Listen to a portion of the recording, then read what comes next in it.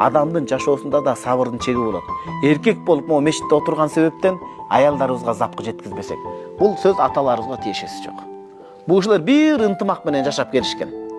Ушундай ондон ашык баланы тарбиялап эрезелеп. Эми биз жаш муну эмнеге жеттик? Мага суроолор келет, көпчүлүгү талак менен келет. Эмнеге биз талак беребиз ушундай бардар заманда? Эмнеге ушул ыйман заманында биз талак берип ажырашып атабыз? Мунун жобу бир эле экен, биз көбөп кеткенбиз. Кечирип коебуз, бул сөз сизге жакпашы мүмкүн, мага деле жакпашы, бирок биз көбөп кеткенбиз. Биз башыбыздагы бакытты көтөрө албай атабыз. Биз кутуруп атабыз биз. Биз мындай жеңил ойлуу болуп кеттик. Биз жашоодо тез эле байып деп, баардык нерсени байлыкка чиренип байлап калдык биз. Чыныгы баалуулуктар көз жардымда көрүнбөй калды.